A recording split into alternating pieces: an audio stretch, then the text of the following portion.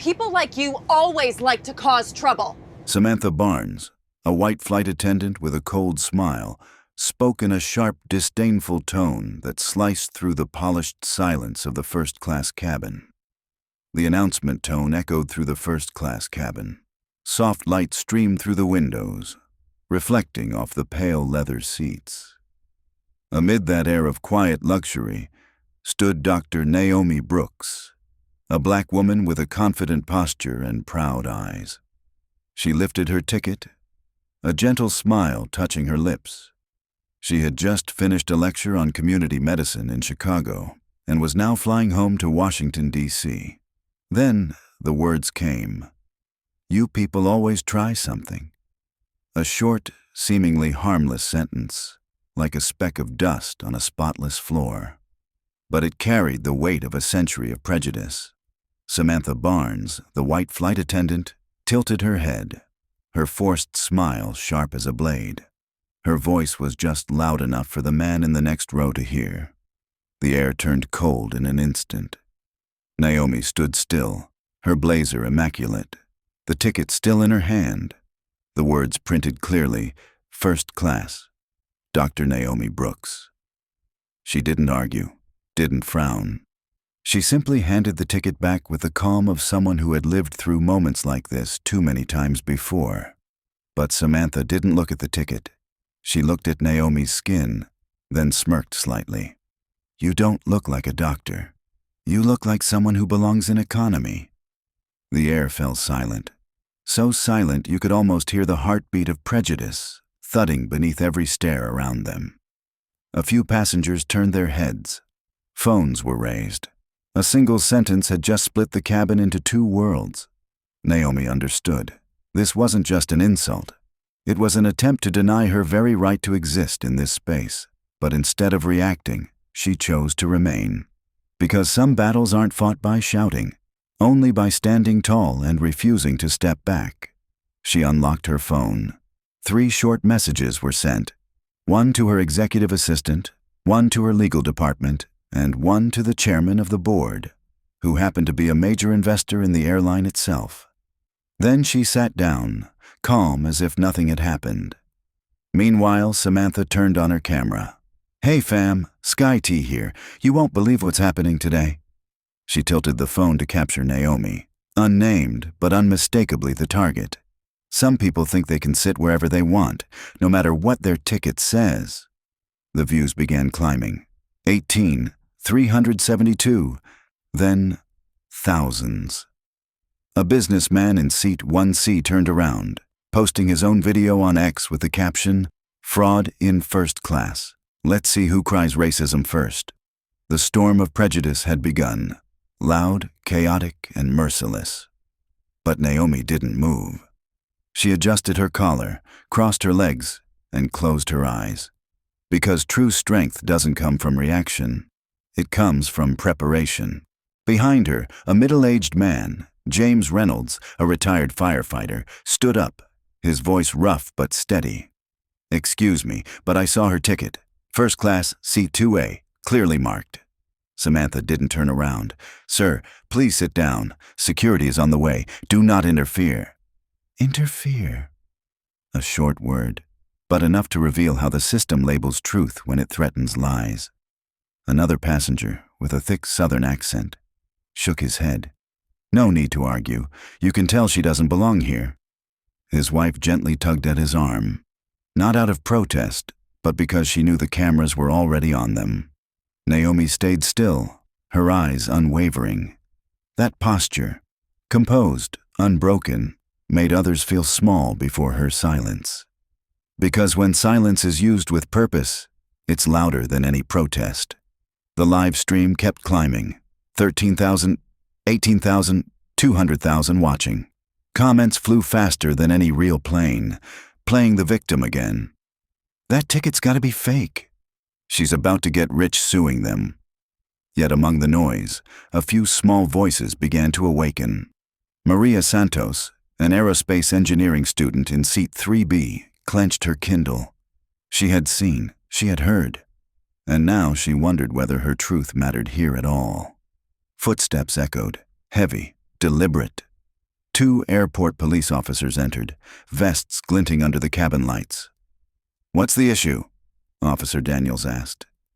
"She refuses to leave first class," Samantha replied quickly, her tone full of confidence. "I've asked several times. She's not cooperating." Daniels looked at Naomi, the kind of look meant for a suspect, not a paying customer. "Ma'am," he said coolly, "please step off the plane so we can resolve this." And that was the first movement of the system.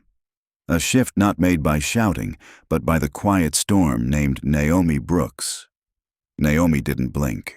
Not a muscle in her face moved. Her voice stayed calm, each word clear, as if she were addressing a conference audience. "I am sitting in the seat I paid for, 2A, first class." Daniels frowned. "Do you have proof of purchase?" Naomi nodded slightly and opened her bag. Every motion was deliberate, neither defensive nor afraid.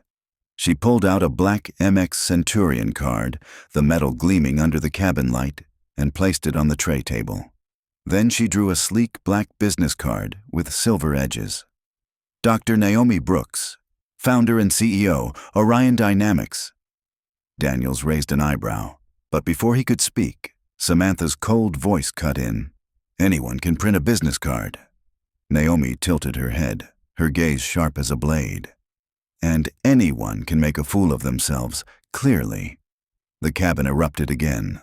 Those who had whispered now looked at Naomi with a different kind of expression, a mix of curiosity and regret. Naomi continued, her voice low but firm. "Call Captain Shaw. Quickly, you're about to make a very expensive mistake." It wasn't a threat. It was a warning. From someone accustomed to negotiating contracts worth tens of millions of dollars. Daniels hesitated. Samantha began to feel uneasy. The balance of power had shifted, slightly but unmistakably. "Ma'am, please step off the plane," Daniels repeated. But this time his voice was lower, tinged with doubt. Naomi didn't move. She simply tapped her phone. Once. Somewhere, hundreds of miles away, a notification was triggered. A contract status changed, a partner account flagged for risk. Because real power doesn't shout, it acts in silence. The cockpit door swung open. Captain Derek Shaw appeared, tall, silver-haired, with the steady gaze of a man who had flown through 3 decades of skies. Instantly, the cabin fell silent. Samantha lowered her phone, though her live stream kept quietly running by her side. "What's going on here?" Shaw's voice was deep, clipped, needing no force. "A passenger in the wrong seat, Captain," Samantha answered quickly. "She refused to move." Shaw turned to Naomi. "May I see your ticket and ID, ma'am?" Naomi handed them over, calmly. No explanation, no defensiveness. Shaw glanced down. Once, twice. Name, address, title, company. His eyes paused at the words Orion Dynamics. He remembered the meetings, discussions about leasing aircraft from that very company, and the woman standing before him. She was the one who had designed the fleet management software his airline was currently using. "Ma'am," Shaw said carefully, "everything seems in order. I just need to confirm in the system." "Of course," Naomi replied with a faint smile. "Verification is always wise." Shaw opened his tablet and logged into the internal system. Within seconds, the screen displayed Dr. Naomi Brooks, Seat 2A, First Class, paid in full, $29.75, Premier Booking Line, Partner Level, Corporate Internal Use Only. The air changed immediately. Shaw looked up, his voice now softer, respectful. "All information checks out. You are in your assigned seat, Dr. Brooks." Samantha froze. Daniels lowered his head. Naomi said nothing, only nodded slightly, her smile thin and sharp, slicing through arrogance like a blade. "I believe," Shaw said, turning toward Samantha. "We owe Dr. Brooks an apology." The words fell into the cabin, and the silence that followed was louder than any applause. Because this wasn't just about a seat. It was about the question of where society allows a black woman to sit. While Shaw completed his verification, outside the cabin another storm had already taken off. The businessman's video from seat 1C was spreading fast. Fake passenger caught in first class. 97 shares, 340 likes. The numbers kept climbing. But within minutes, the story began to unravel. Someone zoomed in on the frame and spotted the Orion Dynamics card. "Wait, isn't that the aerospace systems company?" Another comment followed. "She's the CEO? Then this airline is done for." Then the explosion came. "Oh my God, I just looked it up. That's Naomi Brooks. She owns shares in this airline." Social media ignited. TikTok aviation, Twitter, Reddit. Every platform dissected the video frame by frame. Photos of Naomi speaking at global aviation conferences flooded the feeds. An old article resurfaced. The woman quietly reshaping the future of commercial flight. Hashtags surged. Naomi Brooks. Orion Gate, fly with respect. As Officer Daniels sat down, Samantha's phone screen filled with comments no one wanted to read. "That's your boss's boss. Delete the video while you still can." Too late. In seat 3B, Maria Santos, the young aerospace student, trembled as she refreshed her feed. Naomi Brooks's name was everywhere. The woman she had admired in textbooks was now right before her, real, calm, unshaken in the heart of the storm. Naomi waited until the cabin was completely silent. Then she reached into her bag and pulled out another business card, plain, without silver edges or glossy finish. Just black letters on thick white stock. Naomi placed the card gently on the table. Captain Shaw saw it first. His brows furrowed. Then his eyes widened. From seat 3B, Maria leaned forward, catching a glimpse of the fine print beneath the name. Her hand flew to her mouth in shock. Vanguard Capital Partners, Naomi Brooks, co-founder and COO, private equity, transportation sector. The atmosphere shifted again. Naomi wasn't just the CEO of an aviation tech company. She was an investor in the very airline they were working for. Samantha's mouth fell open, but no words came out. Naomi spoke slowly, evenly. "I think it would be best to inform someone from headquarters, not a supervisor or manager, someone who truly understands the scale of our relationship." Shaw looked at her, his voice dropping an octave. "You mean you hold shares in Atlantic Airlines?" Naomi met his eyes without blinking. "Indirectly," she said, "but enough to remind me that power doesn't need to shout, it just needs to show up." Her gaze sharpened. Her tone was calm but metallic. "Vanguard currently holds 12% of your parent company's stock, and I was the one who led that acquisition." The cabin froze. Even Officer Daniels instinctively took a step back. From seat 1C, the businessman whispered in disbelief. She owns the airline." The words spread through the cabin like an invisible current. Everything flipped. Power, perception, prejudice. Online, the storm only grew stronger. Someone on X, formerly Twitter, posted a screenshot from a Bloomberg article. Naomi Brooks, one of the most influential black women in private equity.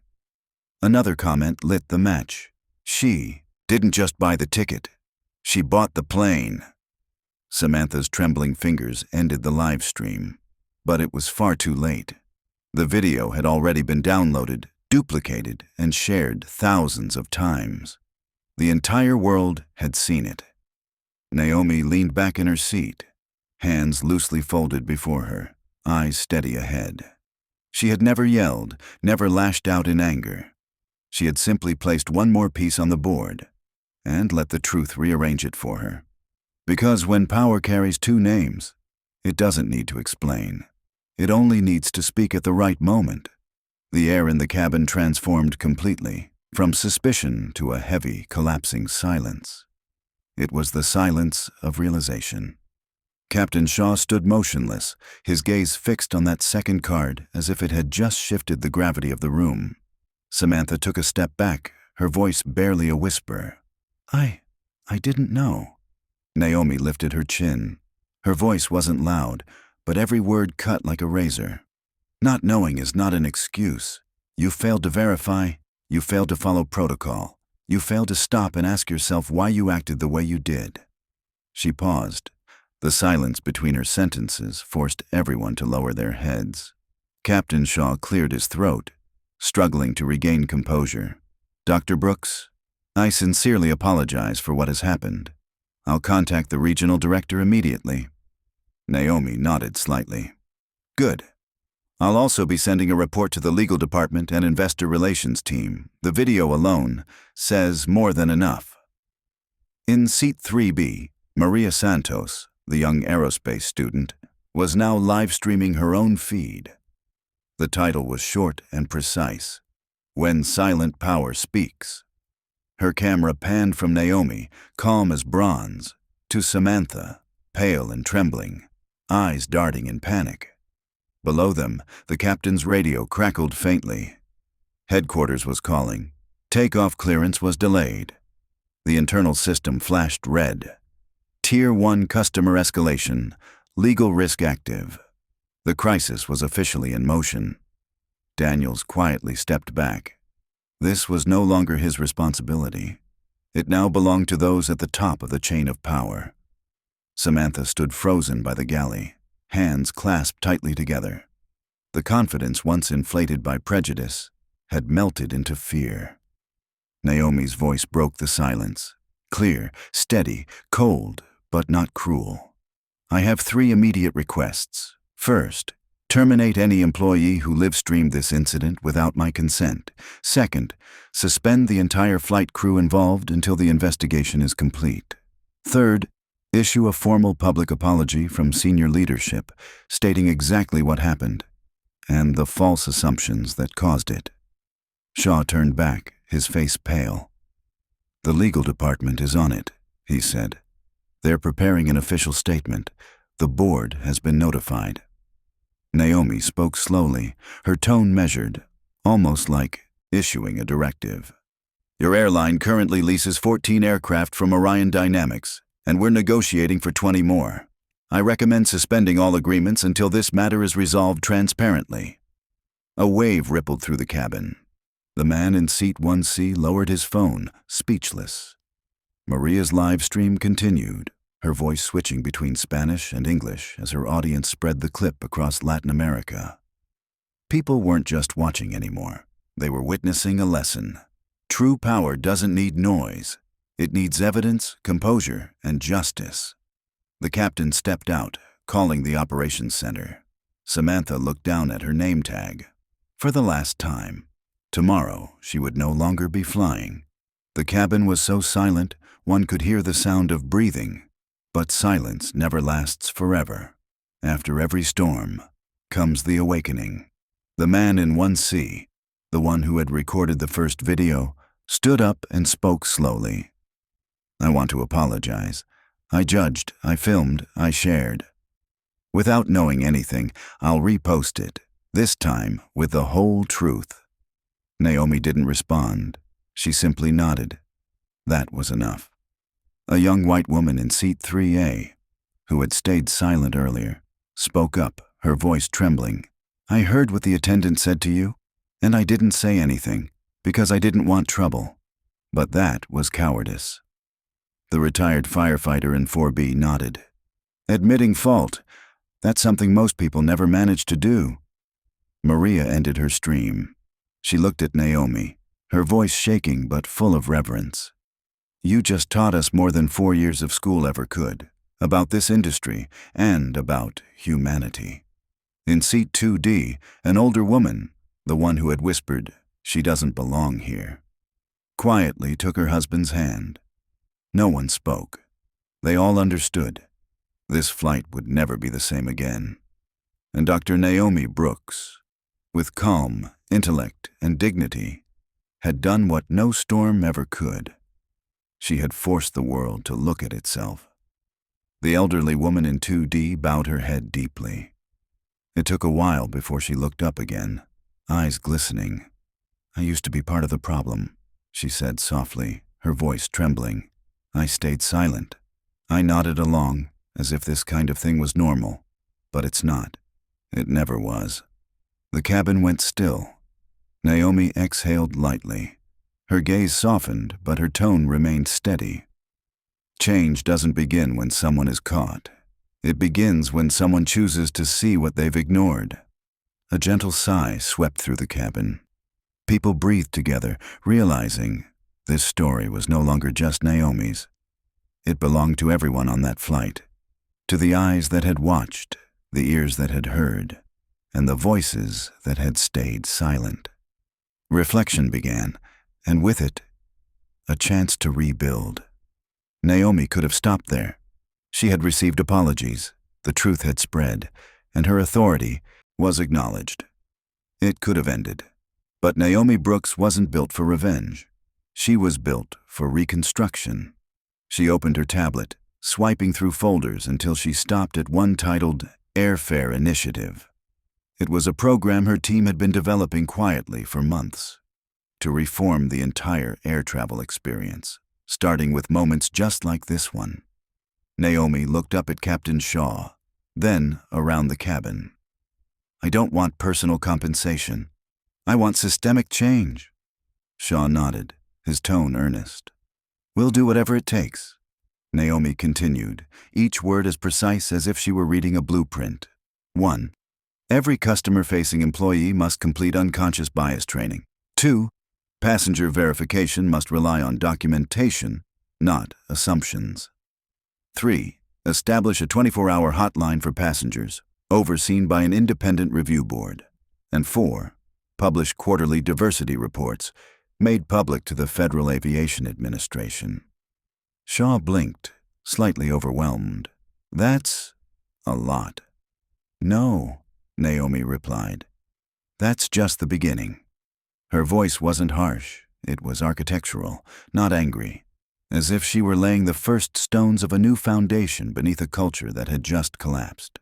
"This isn't about punishing an employee," she said, glancing toward the galley where Samantha had disappeared. "It's about dismantling the mindset that made her believe she'd never be held accountable." Maria turned her camera back on, but this time not to expose anyone. She filmed to capture the birth of reform, right there in the air. Naomi looked around, her tone slow and deliberate, as if speaking to the next generation. Passengers deserve more than service. They deserve respect. A few people nodded. Others stayed silent. But within that silence, something real had changed. The woman who had once been told she didn't belong was now rewriting how the world above the clouds treated human dignity. Naomi looked at her screen. The plan was ready. She hit send. 1 copy to the airline's legal department and 3 to senior officials at the Department of Transportation. It wasn't a threat. It was a blueprint for the future. "True leaders," she murmured, "don't stop at pointing out what's wrong. They stay long enough to build what's right." The plane's engines hummed softly. The aircraft began to roll away from the gate. Naomi leaned back in her seat, no longer just a passenger, but a symbol of dignity that would not bend. She had never shouted, never demanded privilege, never wielded fame or money as a weapon. She had simply remained calm, clear, and prepared. And that, not her title or her black card, was what changed the course of this flight, and perhaps the course of the entire industry. "Power," she had once said, "doesn't always wear a name tag. Sometimes it just sits quietly in Seat 2A, with a business card and a plan." Naomi Brooks didn't just defend her right to a seat. She defended the right to be seen, to be respected, to be treated humanely, for every passenger ever misjudged by their skin or their story. And that is a lesson that deserves to travel farther than any flight path. Because this world will still judge you. It will still test you, try to shrink you to fit its mold. But true power doesn't wait for permission. It only needs to be prepared. Prepared power, quiet but unstoppable. Composed strength, not pleading but building. And when grounded in truth, it becomes the loudest voice of justice. Have you ever been underestimated? Ever watched someone be dismissed or pushed aside? just because they didn't look the part. What did you do then? And next time, what will you do differently? If this story made you think, if it touched something within you, share it. Let it reach those who need to hear it. And if you want to hear more real stories, stories of truth, dignity, and strength from voices long silenced, hit follow.